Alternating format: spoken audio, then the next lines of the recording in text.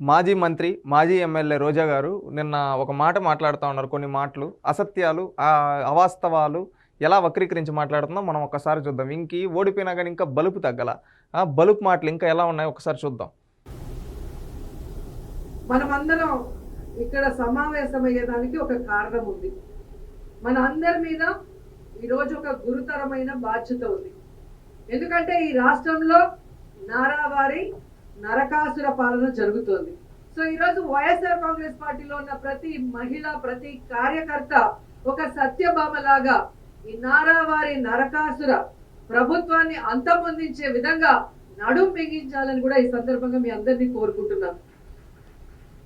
ఈమె ఎట్లా మాట్లాడుతుంది సార్? నారావారి నరకాసుర అని ఏదో పెద్ద మాట్లాడుతుంది. ఒకప్పుడు మీ నాయకుడు నారాసుర రక్త చరిత్ర అని చెప్పి మాట్లాడాడు. దానికి ప్రూఫ్స్, ఆధారాలు చూపిమని అడుగుతూ ఉంటే దాదాపు 7 ఏళ్ళు అయిపోతా ఉంది. ఇప్పుడు వరకు ఆధారాలు లేవమ్మా. రోజమ్మ, దాని గురించి మాట్లాడు. నువ్వు ఈరోజు మాట్లాడుతూ ఉన్నావు మహిళలకి ఈ ప్రభుత్వంలో ఏం జరగలేదని చెప్పి నువ్వు మాట్లాడుతున్నావు. ఒకటి తెలుసుకో, ఒకప్పుడు మీ ప్రభుత్వంలో గ్యాస్ సిలిండర్లు రేట్లు ఎట్టుండేటివి తెలుసా? ఆకాశాన్ని అంటేటివి. ఈరోజు ఉచితంగా గ్యాస్ సిలిండర్లు ఇస్తున్నారమ్మా. రోజమ్మ తెలుసుకో. ఒకప్పుడు మీ ప్రభుత్వం ఉండేటప్పుడు ఎట్లంటే ఎవరన్నా మహిళల్ని ఎట్లా వేధించారో ప్రత్యేకంగా చెప్పనవసరం లేదు. ముఖ్యంగా అమరావతి రైతులను అయితే చీరలు లాగి గర్భవతుల్ని పొట్టల్లో దన్నిచ్చారు. అది గుర్తుకు రాలేదా అమ్మ? ఈరోజు ప్రతి మహిళ ఒక సత్యభామం. అవును, ప్రతి మహిళ ఒక సత్యభామై నరకాసురుడు. ఆ నరకాసురుడు ఎవరో తెలుసా? మీ జగన్మోహన్ రెడ్డి. నువ్వు ఈరోజు మహిళా సమావేశం అని ఇంత బాగా చెప్తున్నావు కదా రోజమ్మ. మీ నాయకుడు జగన్మోహన్ రెడ్డి తన ఇంట్లో ఉండే మహిళలకు న్యాయం చేశాడా? ఒక చెల్లెలు సునీతమ్మ చంపిన దోషిని మా అన్న పక్కనే పెట్టుకో అన్నాడు. ఆ దోషికి శిక్ష పడేలా చేయండి అని చెప్పి అంటూ ఉంది. ఆ దోషి ఎవరు? అవినాష్ రెడ్డి. తెలుసు కదమ్మా. మీ నాయకుడు జగన్మోహన్ రెడ్డి నిజంగా మహిళల అభ్యున్నతి కోరుకునేట్టుగా ఉంటే తన చెల్లెలు సునీతమ్మకు న్యాయం చేయొచ్చు కదా. ఇంకొక చెల్లెలు షర్మిల గారు ఏమంటున్నారు తెలుసా? మా అన్న కంసుడు అంటోడు. ఎందుకంటే అంటున్నా అంటే నా మేనల్లుడు, ఎవరైతే తన మేనల్లుడు మేనకోడలు ఉన్నారు అంటే నా కొడుకు కూతురికి ఆస్తి రావాల్సి ఉంటే అది కూడా రానియకుండా అడ్డుకుంటున్నాడు ఈ కంసుడు అని చెప్పి ఎవరన్నారు? సాక్షాత్తు జగన్మోహన్ రెడ్డి గారి రక్తం చెల్లెలనిందమ్మా. ఇంకొకటి, ఈ విధంగా సొంత ఇంట్లో ఉండే చెల్లెళ్ళకి న్యాయం చేయాల.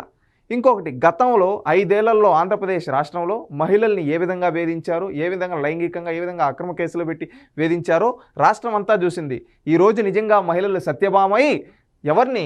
జగన్మోహన్ రెడ్డిని వధించాలమ్మా. రోజమ్మ, అది తెలుసుకో. నువ్వు ఇంకా నీ మెప్పు కోసం నీ ఐరన్ టంగ్ వేసుకొని వాగద్దు. ఎందుకంటే నిన్ను ఐరన్ టంగ్ అని అందరికీ తెలుసు, ఐరన్ లెగ్, ఐరన్ టంగ్ అని. ఎందుకంటే నువ్వు ఎక్కడ నోరు పెడితే అక్కడ నాశనం అయిపోతుంది. ఇప్పుడు నువ్వు అంటా ఉండవు జగన్మోహన్ రెడ్డికి అది రివర్స్లో తగులుతుంది అనుకో. ఇంకొకటి, ఇలాంటి మాటలు తగ్గించుకో. ఇకనైనా ప్రజలు నిన్ను ఆల్రెడీ ఓడగొట్టారు. 40,000 ఓట్ల మెజారిటీతో ఓడగొట్టారు. నువ్వు గతంలో 2 సార్లు గెలిచినప్పుడు ఎవరెవరో కాళ్ళు పట్టుకుంటే ఎంతో గెలిచావో నీకు తెలుసు. ఎంత మెజారిటీతో గెలిచావు, ప్రజలు నిన్ను ఏ విధంగా ఓడగొట్టారు, ఎంత మెజారిటీ ఓడగొట్టారో కూడా తెలుసు. ఇంకా ఎందుకు ఇలాంటి బలుపు మాటలు తగ్గించుకొని రియాలిటీలో ఉండడం నేర్చుకో. ఎందుకంటే చంద్రబాబు నాయుడు వచ్చి దాదాపుగా 1 ఏడాది అవుతుంది. ఈ 1 ఏడాదిలో ఆయన సాధించింది ఏందయ్యా అంటే అరాచకాలు, అఘాయిత్యాలు, అత్యాచారాలు, అవమానాలు, అక్రమ కేసులు, వేధింపులు. ఇవే సూపర్ 6. సో ఈ సూపర్ 6 ఇవ్వడానికి ఉత్సాహం చూపిస్తున్నాడు తప్ప మనం మహిళలకు ఇచ్చిన వాగ్దానాల్ని నెరవేర్చాలన్న చిత్తశుద్ధి వాళ్ళకి లేకపోవడం అనేది మనం అందరం కూడా గమనించాలి.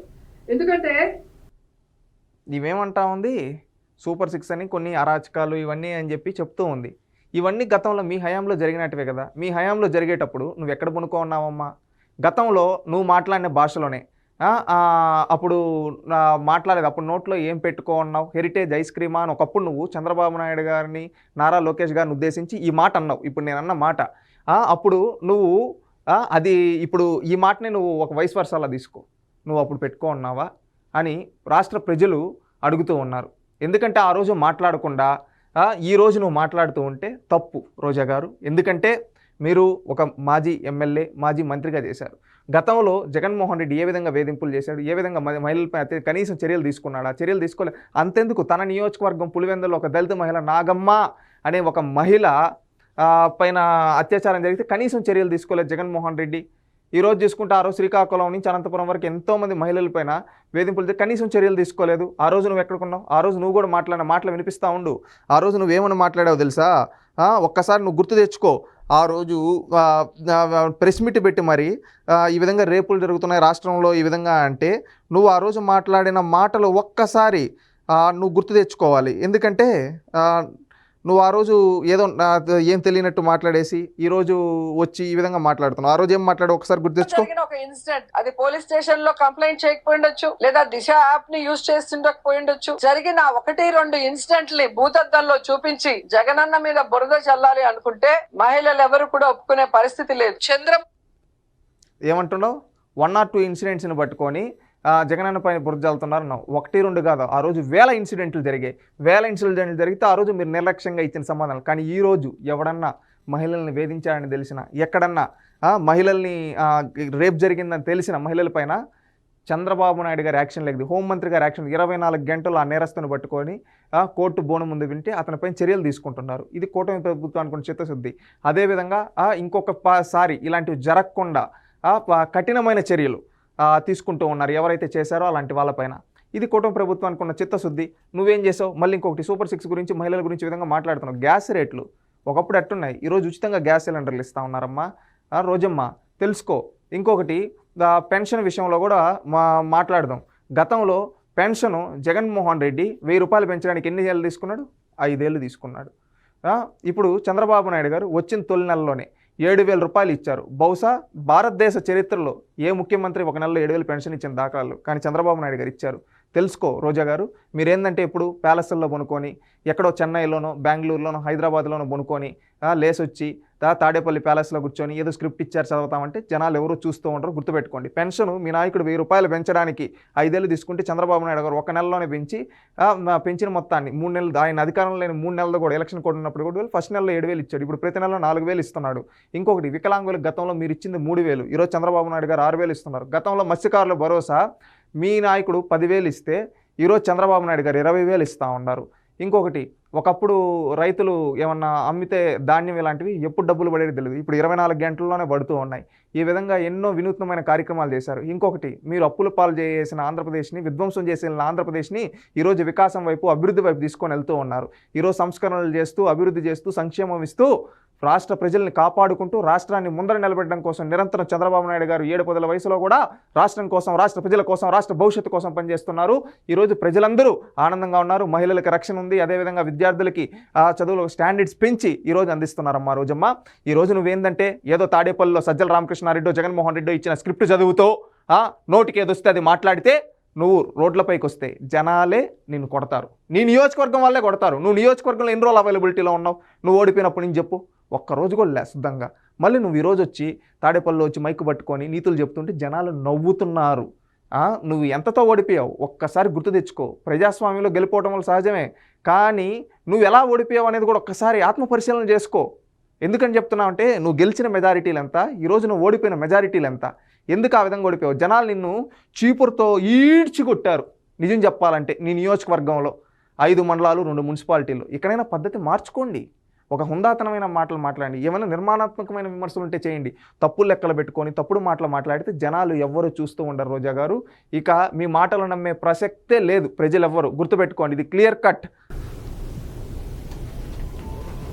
జగన్మోహన్ రెడ్డి గారు అధికారంలో రాకముందు మహిళలకి ఏమేమి ప్రామిస్ చేశారు, అధికారంలో వచ్చిన తర్వాత అవన్నీ ఎలా ఫుల్ఫిల్ చేశారు, అవే కాకుండా చెప్పని అనేకం కూడా మన కోసం ఎలా చేశారో మళ్ళీ నేను ప్రత్యేకంగా చెప్పాల్సిన అవసరం లేదనుకుంటున్నా. ప్రతి కుటుంబంలో ఎంతమంది ఏ స్కీమ్ కి అర్హులో కులం, మతం, పార్టీ చూడకుండా అందరికీ అన్ని అందించారు. కాబట్టే ఈ రోజు మనం ధైర్యంగా గ్రామాల్లోకి వెళ్ళగలుగుతున్నాం.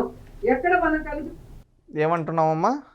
జగన్మోహన్ రెడ్డి చెప్పినాటివి చెప్పనాటివి అన్నీ చేశారంటాడు. అవేవో 2-3 పేర్లు చెప్తే జనాలు తెలుసుకుంటారు కదా. ఇప్పుడు మీ నాయకుడు ఇచ్చిన కొత్త పథకం ఏంటమ్మా? ఏదో ఒక్కటన్నా ఉందా? ఈరోజు చెప్పినాటివి చెప్పనాటివి అంటున్నావు. ఒకప్పుడు అమ్మ ఒడి అని చెప్పావు, నానబుడ్డి చేశారులే దాని తర్వాత. అది ఏమని చెప్పాడు? సాక్షాత్తు మన భారతిరెడ్డి గారు వచ్చి ఇంట్లో ఎంతమంది పిల్లలు ఉంటే అంతమందికి ఇస్తారు జగనన్న అన్నాడు. ఎందుకు ఇవ్వలేదు రోజమ్మా? ఎందుకు ఇవ్వలేదమ్మా? దానికి సమాధానం చెప్పు. చెప్పలేవు. మళ్ళీ మహిళల్ని ఒకప్పుడు డ్వాక్రా సంఘాల వాళ్ళని ఏదైనా మీటింగ్ ఉంటే రాకపోతే నేను డ్వాక్రాలో నుంచి తీసేస్తా, నీకు ఈ పథకం కట్ చేసేస్తా అని బెదిరించారు. గుర్తులేదా రోజమ్మా? ఈ విధంగా ఏ పథకాలు ఇవ్వకుండా వాళ్ళని వేధించి ఎట్లా పట్ల అట్లా అవమానించింది మీరు కదా. ఈరోజు ఏమీ తెలియనట్టు ఇట్లా నువ్వు కులం చూడడం, మతం చూడడం, ప్రాంతం అవును నిజమే, ఏ కులమో చూడలేదు. జగన్మోహన్ రెడ్డి గారి సొంత సామాజిక వర్గం, అది కూడా ఆ సామాజిక వర్గంలో కూడా కొంతమంది తన చుట్టూ ఉండే కొంతమంది సామంతరాజులను మాత్రమే చూసేవాడు. ఆ పక్క స్టేట్ డీజీపీగా ఒకప్పుడు పెట్టుకున్న వ్యక్తిది ఏ కులం, ఏ నియోజకవర్గం, ఏ జిల్లా, చీఫ్ సెక్రటరీగా ఉన్నది ఏ జిల్లా, ఏ నియోజకవర్గం, టీటీడీ ఈవోగా ఉన్న వ్యక్తిది ఏ జిల్లా, ఏ నియోజకవర్గం, అదేవిధంగా టీటీడీ చైర్మన్గా ఉండి వీళ్ళందరివి, ఇంకా తీస్తే ఓఎస్డీగా ఉన్న వీళ్ళందరివి ఒకే నియోజకవర్గం, ఒకే జిల్లా, ఒకే పార్లమెంట్ ప్రాతిపదికన ఎందుకు పెట్టుకున్నాడమ్మా? అవును నిజమే, ఆ రోజు కులం చూడలేదు, మతం చూడలేదు, ప్రాంతం చూడలేదు. అందుకే ఏం చేశాడు, ఒక దళిత డాక్టర్ సుధాకర్ని చంపించారు, ఒక దళిత డ్రైవర్ సుబ్రహ్మణ్యం చంపించారు, ఒక దళితుడు ఓంప్రకాశం చంపించారు, అదేవిధంగా ఒక మైనారిటీ అబ్దుల్ సలాం కుటుంబం కావచ్చు, అదేవిధంగా గిరిజనులను అయితే అరకు లాంటి ప్రాంతాల్లో మీ యొక్క పనుల కోసం ఏ విధంగా వాళ్ళని వాడుకొని ఏ విధంగా కొంతమందిని అయితే చంపేసి వాళ్ళ జాడలు లేకుండా ఏ విధంగా చేశారో దాని గురించి తెలుసు. బీసీలను అయితే ఏ విధంగా వేధించారో, బీసీల పైన ఏ విధంగా అక్రమ కేసులు పెట్టారో అన్ని ప్రజలు చూశారు. అందుకే మీకు ఎలాంటి స్థానాలు ఇచ్చారో తెలుసు. ఇకనైనా పద్ధతి మార్చుకొని ఇలాంటి నంగి మాటలు, ఏం అమాయకపు మాటలు చెప్పి మళ్ళీ జనాలు నమ్మాలంటే జనాలు ఎవరు నమ్మే పరిస్థితి లేదు. ఈరోజు రాష్ట్రం అభివృద్ధి చెందుతూ ఉంది, సంక్షేమ ఫలాలు ప్రతి ఒక్కరికి అందుతూ ఉన్నాయి, అదేవిధంగా సంస్కరణలు జరుగుతున్నాయి. రేపటి తరాల కోసం ఒక నవ్యాంధ్ర నిర్మాణం కాబోతూ ఉంది. ప్రతి ఒక్కరూ దీనికి సహకరిస్తున్నారు ప్రజలు. మీ రాక్షస క్రీడలు అనేది ఆపితే రాష్ట్రం ఇంకా బాగుపడుతుంది. మీరు కూడా సహకరిస్తే ఇంకా బాగుంది, మీ పేరు కూడా చరిత్ర నుంచి, లేదా రాక్షసుల్లాగా మేము కూడా అడ్డుకుంటామంటే చరిత్రహీనులుగా మిగిలిపోతారు. రోజా గారు ఇలాంటి నంగి మాటలు ఇంకా మాట్లాడద్దండి. ఇంకొకటి, నువ్వు ఎక్కడికి వెళ్ళినా స్వాగతం పలుకుతున్నారన్నారు. ఓడిపోయిన తర్వాత అప్పటి నుంచి కనీసం నువ్వు నియోజకవర్గంలో ఒక మండలంలో అన్న తిరిగావా అమ్మ?